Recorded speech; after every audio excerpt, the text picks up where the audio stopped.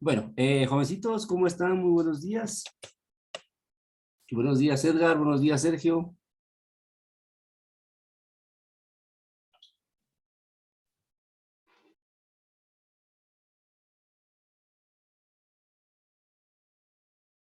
Bueno, vamos a iniciar, jovencitos, entonces, nuestra actividad del día de hoy.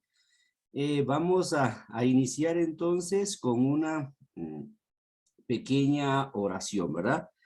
Entonces decimos, Señor, te damos gracias por este día que nos regalas. Te ofrecemos, ¿verdad?, nuestras actividades para que tú las bendigas, que nos protejas a cada momento del día y vamos a aportarnos de la mejor manera posible para que podamos cumplir tus mandamientos. Amén. Bueno, jovencitos, entonces, como les decía, vamos a trabajar el día de hoy. Si ustedes se recuerdan, ¿verdad? Estamos trabajando todavía lo que es el sistema digestivo, ¿verdad? Acuérdense que estamos viendo los biomecanismos que son, ¿verdad? Todos los sistemas con los que cuenta el ser humano.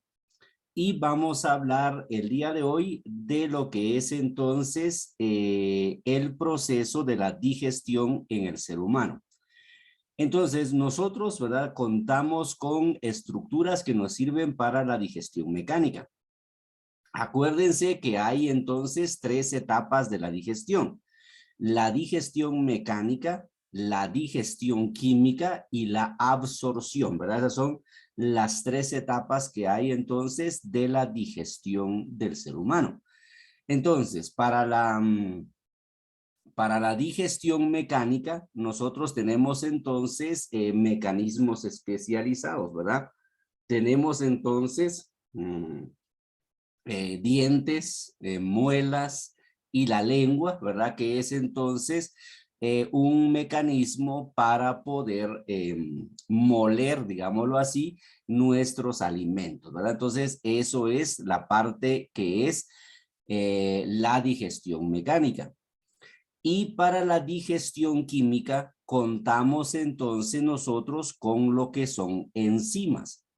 Nosotros comenzamos a descomponer nuestros alimentos de una manera química también desde que están en nuestra boca, porque las primeras enzimas que se agregan a los alimentos son entonces las enzimas que están presentes en la saliva. Y después, ¿verdad? Ya nos tragamos, digámoslo así, el bolo alimenticio, que así se le llama. Entonces, ya entonces pasa a diferentes, pasa al estómago, por ejemplo, y ahí también hay diferentes enzimas producidas, ¿verdad?, por diferentes glándulas y por diferentes órganos. Por ejemplo, ¿verdad? También producimos lo que se llama bilis, ¿verdad? Que está producida entonces por la vesícula biliar, que es una parte del hígado.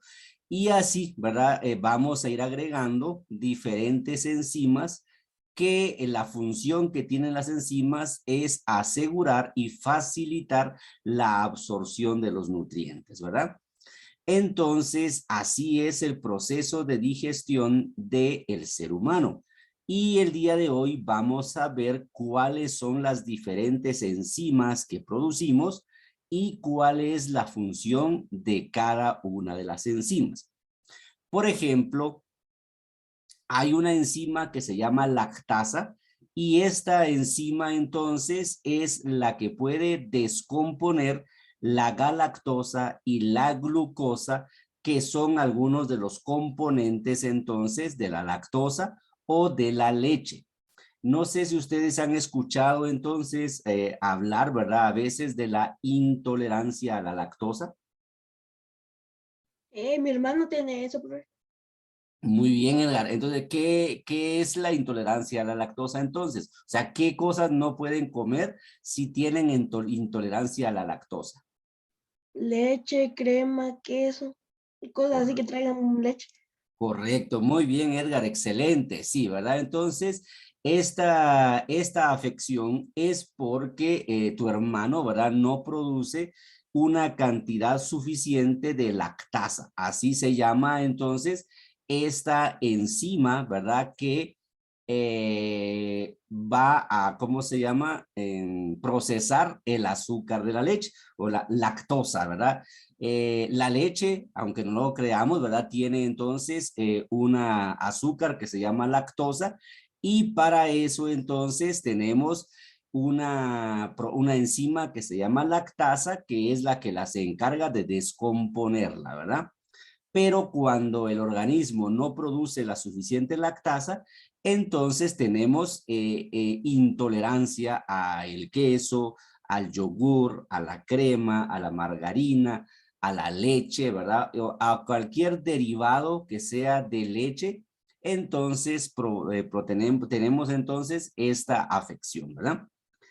Si consumimos, por ejemplo, si tenemos intolerancia a la lactosa, y consumimos leche o queso, por ejemplo, entonces nos va a producir, por ejemplo, diarrea o nos va a producir agruras o nos va a producir un abundante reflujo gástrico, ¿verdad? Entonces, sí, únicamente al consumir un poco de leche, ya tenemos entonces dificultades, ¿verdad? Con nuestro sistema digestivo.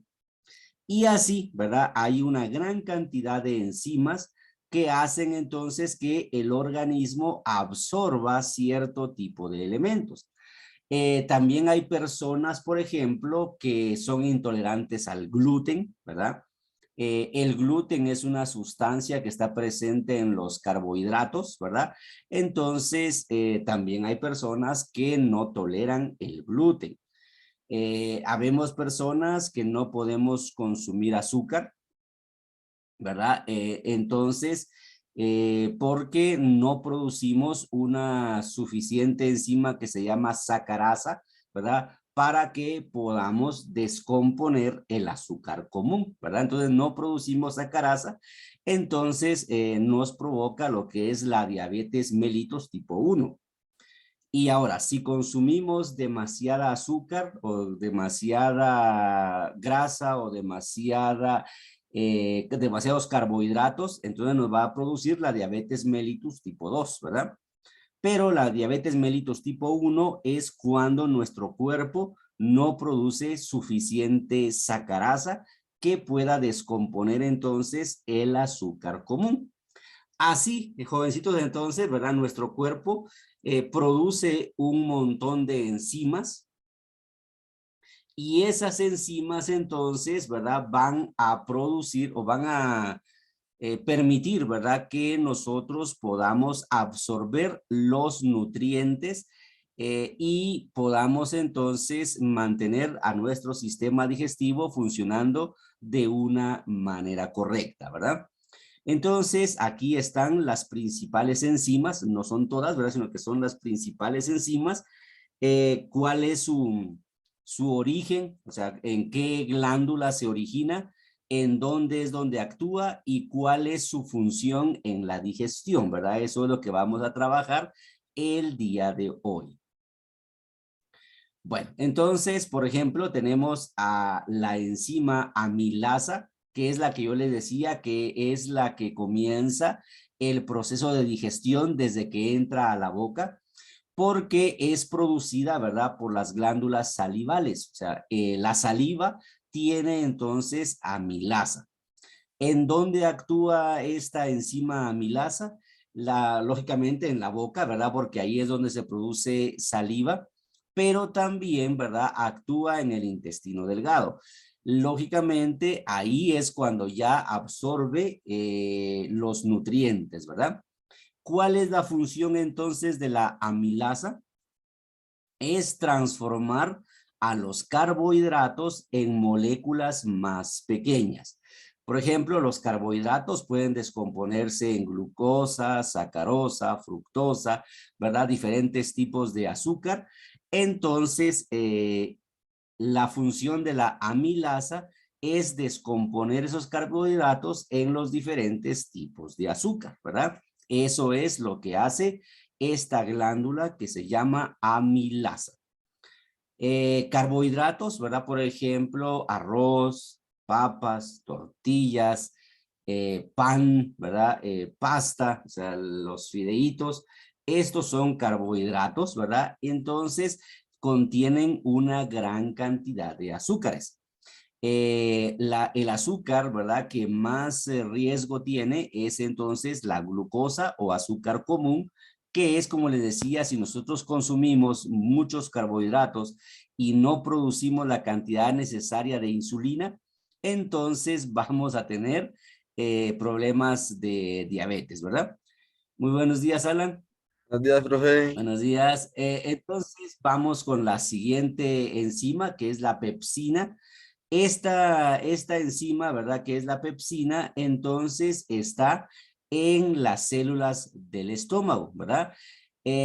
Aquí transformamos entonces las proteínas en péptidos grandes, ¿verdad? Eso hacemos acá con las células que se llaman pepsinas. Las proteínas, ¿verdad? Son entonces sustancias que están presentes en la carne, en los huevos, ¿verdad? Y en algunos vegetales, pero la mayoría es de origen animal, ¿verdad? Tenemos entonces estas sustancias que están presentes en el estómago. Las peptidasas, ¿verdad? Entonces son otras enzimas que dividen a las moléculas grandes de los péptidos en otras moléculas más pequeñas. O sea, la pepsina lo divide, ¿verdad? La proteína la divide en péptidos. Y después viene la peptidasa, que esos péptidos los descompone en otras partículas todavía más pequeñas, ¿verdad? Entonces, esta enzima la produce también, o la produce el páncreas, ¿verdad? Y funciona en el intestino delgado. Acuérdense que habíamos dicho que en el intestino delgado es donde se lleva el proceso de absorción, ¿verdad? Ahí está entonces la flora intestinal, que son unos pequeños pelillos que se encargan, ¿verdad?, de absorber los nutrientes y pasarlos directo al torrente sanguíneo, y el torrente sanguíneo los lleva a la parte del cuerpo donde funcione ese nutriente, ¿verdad? Entonces, tripsina es la misma función que tiene la pepsina, tiene la tripsina, pero esta es una célula producida por el páncreas. La lipasa convierte entonces las grasas en glicerol y ácidos grasos. Acá entonces también es en el intestino delgado. El páncreas tiene entonces una gran función, ¿verdad? En lo que es la digestión. También produce, por ejemplo, insulina, ¿verdad? Que es entonces la que procesa a la glucosa. Entonces, nuestro sistema digestivo, ¿verdad? Está preparado para poder disolver cualquier tipo de sustancias, ¿verdad? Por ejemplo, aquellas personas que son vegetarianas o veganas, ¿verdad?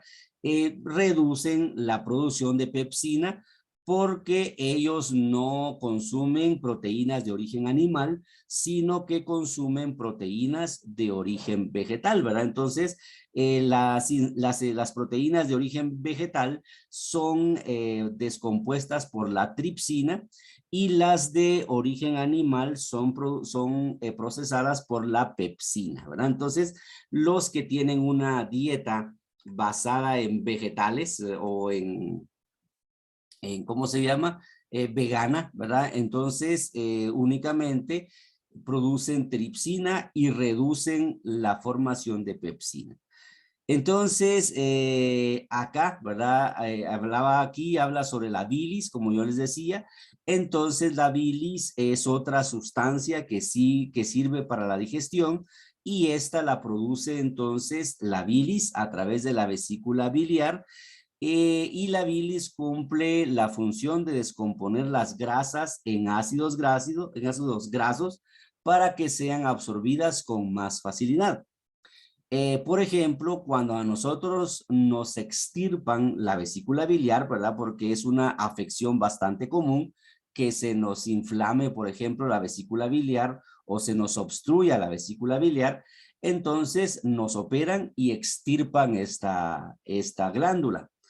Entonces, esta parte del hígado, ¿verdad? Extirpan esta parte del hígado.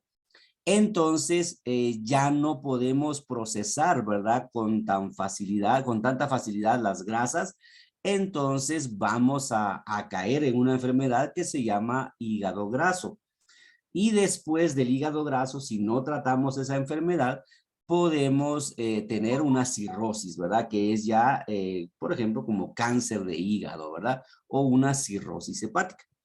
Entonces, ¿verdad? Si a nosotros nos extirpan la vesícula biliar, porque les digo, esta glándula se obstruye con bastante facilidad, con por ejemplo una pepita de tomate o una pepita de guayaba. Ustedes han visto las pepitas del tomate o de la guayaba, nosotros no los comemos, ¿verdad? Porque no podemos estar sacándole las pepas al tomate.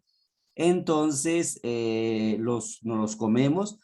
Y si esto obstruye el conducto ¿cómo se llama? Que libera la bilis, entonces la bilis se va a ir acumulando y lógicamente va a inflamar la vesícula biliar y nos puede producir una enfermedad, ¿verdad? La inflamación de la vesícula biliar, y esa únicamente se cura con cirugía, ¿verdad? Nos extirpan la vesícula biliar y ya, listo.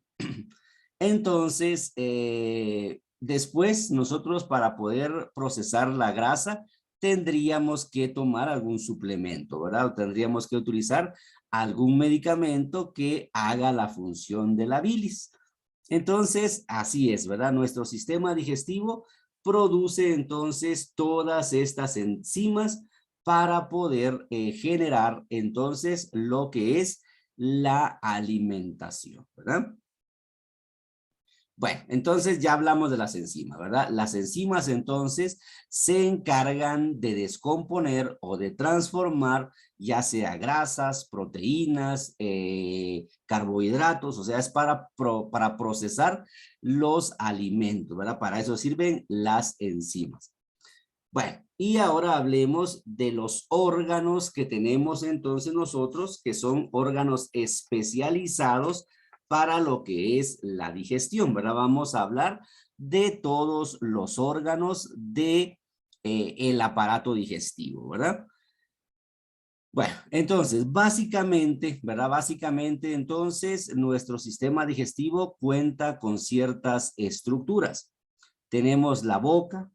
Después de la boca sigue el esófago, después del esófago sigue el estómago, después el intestino delgado, después el intestino grueso y tenemos glándulas anexas. Bueno, ¿a qué nos referimos entonces con glándulas anexas? Como ya dijimos, el páncreas, el hígado, ¿verdad? El vaso, son entonces órganos que están ahí para poder ayudar a lo que es entonces la digestión, ¿verdad? Entonces, pero básicamente la estructura del aparato digestivo, ¿verdad? O del sistema digestivo es la boca, el esófago, el estómago, el intestino delgado, el intestino grueso y las glándulas anexas. Bueno, entonces, lógicamente, el inicio, ¿verdad? El inicio de nuestro sistema digestivo es la boca, ¿verdad? La boca tiene la función de triturar y mezclar los alimentos para que así nosotros podamos absorberlos de una manera mucho más sencilla, ¿verdad? Para poder moler y triturar y mezclar los alimentos está entonces los dientes, la lengua y la saliva. ¿Por qué hablamos de la lengua? En la lengua está entonces las glándulas salivales, al igual que en nuestras mejillas, y ahí están las glándulas salivales, pero la lengua, ¿verdad? Cuando nosotros hablamos o cuando nosotros comemos, la lengua es como les dijera yo, como la cuchilla de una licuadora, por ejemplo, que va llevando entonces los alimentos a el lugar donde se trituran, ¿verdad? O sea que la lengua empuja, digamos así, a los alimentos hacia los dientes, ¿verdad? Entonces, esa es el primer órgano, ¿verdad? O la primera estructura, la boca. Entonces, esa boca la vamos a conectar con el esófago por medio de la laringe, ¿verdad? Entonces, ¿qué hacen los dientes? Los dientes entonces ayudan, ¿verdad? A triturar. Ay, ay, no sé qué hice. Ahí está. Los dientes entonces ayudan a triturar los alimentos hasta dejarlos en pequeños trocitos. Ahí podemos entonces, en los dientes podemos distinguir, ¿verdad? Tres partes, lo que es entonces la corona, la raíz y las encías, ¿verdad? Entonces está protegido por un esmalte. El esmalte entonces es calcio, ¿verdad? Es calcio el esmalte. Entonces, ahí tenemos ya esta primera estructura, ¿verdad? Entonces, eso es los dientes. Ah, no sé por qué no me aparece el resto de la página.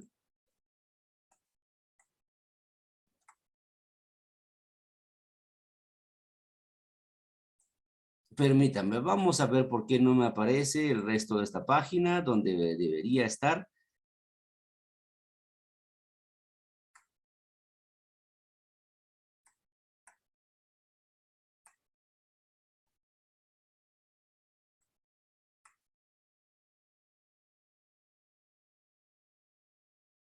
Bueno, no me aparece el resto de la página, entonces vamos a...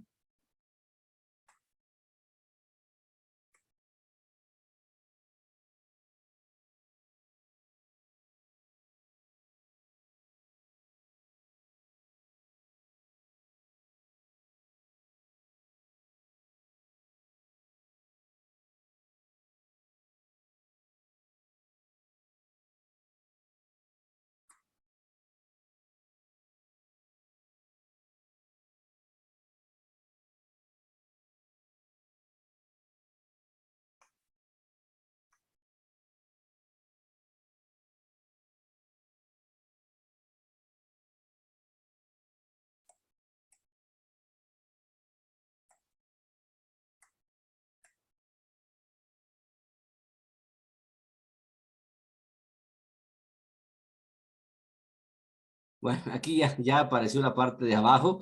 Entonces, les decía, ¿verdad? Que los dientes, ¿verdad? Entonces tienen lo que decíamos que es la corona, la raíz y la encilla, ¿verdad? Entonces está recubierta con marfil, ¿verdad? Es un esmalte de marfil, pero ese esmalte de marfil son sales de calcio, como yo les decía, ¿verdad? Entonces, también adentro de nuestros dientes hay una parte viva que se llama pulpa y acá se incluyen entonces nervios, arterias y venas. Entonces, si nosotros, ¿verdad? Tenemos, por ejemplo, un problema de caries, la caries lo que hace entonces es abrir un pequeño agujero en el esmalte, llegar a la dentina y si no lo cuidamos, ¿verdad? Puede llegar hasta la pulpa donde está entonces los nervios y ahí es donde comenzamos a sufrir, ¿verdad? Un dolor de muelas o un dolor de dientes. Entonces, la única opción, ¿verdad? Es que nos coloquen ahí un medicamento en ese agujerito, en la caries, ¿verdad? Nos agregan medicamento para tratar o para calmar la inflamación del nervio o la infección en el nervio y después agrandan el agujero de la caries y le agregan, ¿verdad? Le agregan entonces una amalgama, ¿verdad? Que puede ser calcio con mercurio y ya obstruyen ese agujero, o sea, tapan el agujero, ¿verdad? Nos ponen un relleno dental, así se llama. Entonces ya tenemos protegido nuevamente la pulpa, ¿verdad? De nuestro diente. Entonces, el esmalte es para proteger, ¿verdad? La dentina es una parte blanda donde aparece la pulpa y ahí están los nervios, las arterias y las venas, ¿verdad?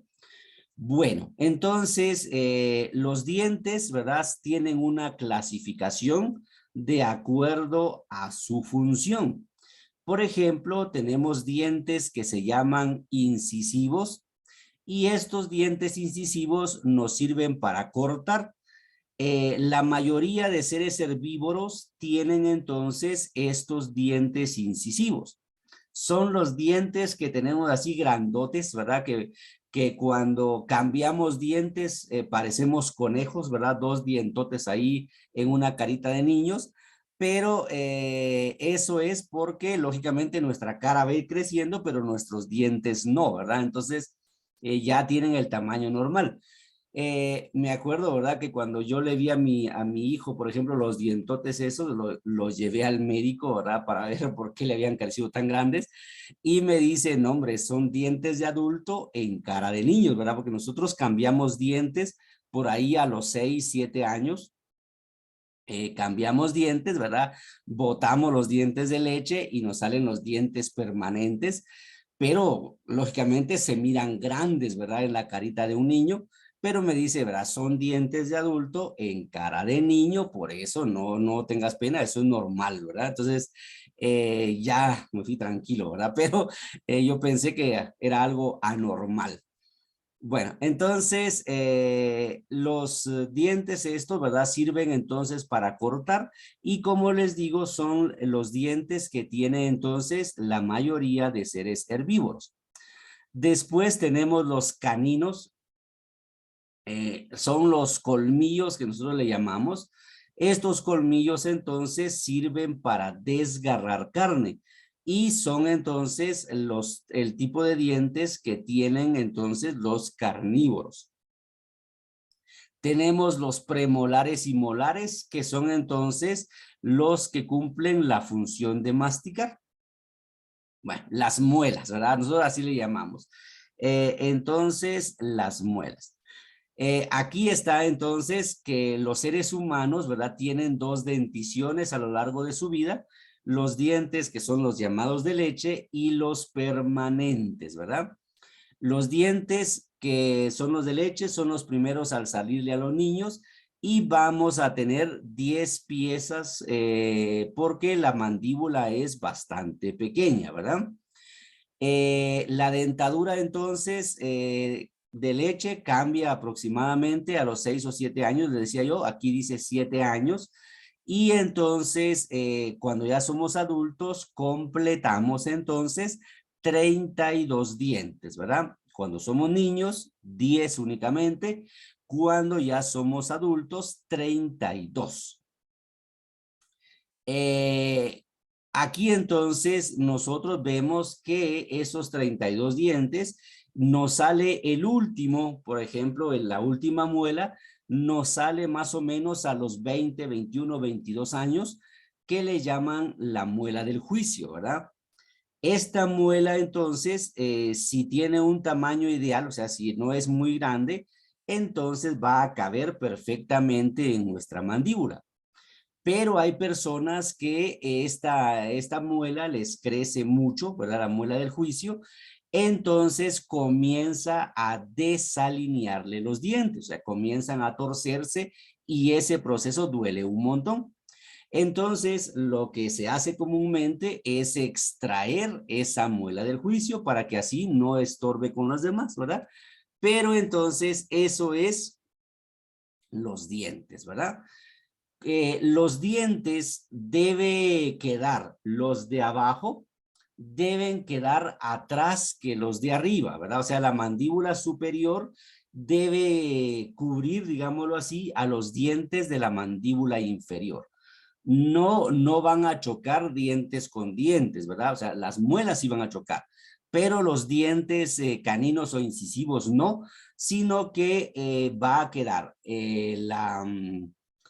los dientes de la mandíbula inferior quedan ligeramente atrás de los dientes de la mandíbula superior, ¿verdad? Entonces, porque si estuvieran chocando, lógicamente de tanto choque se destruiría, ¿verdad? El esmalte. Entonces, los dientes bien alineados sería cuando los dientes de la mandíbula superior cubran a los dientes de la mandíbula inferior. Bueno, eso es entonces los dientes, ¿verdad? Vamos a ir hablando de todas las estructuras entonces del sistema digestivo, ¿verdad? Pero vamos a terminar ya el primer periodo, ¿verdad? Ya se nos terminó. Entonces nos vemos al ratito en el segundo periodo, donde vamos a hablar de la saliva y de los demás órganos que tiene entonces nuestro intestino, nuestro sistema digestivo, ¿verdad? Aquí vemos una estructura donde ya vemos el páncreas, el hígado, la vesícula biliar, que son entonces las glándulas anexas, ¿verdad? Bueno, entonces continuamos en el siguiente periodo con las estructuras, ¿verdad? Y después ya vamos a tener nuestra actividad. Mañana creo que vamos a tener ya nuestra actividad, ¿verdad? Del sistema digestivo. Bueno, nos vemos jovencitos, nos vemos al ratito. Yo, profe. Ay, Adiós jóvenes.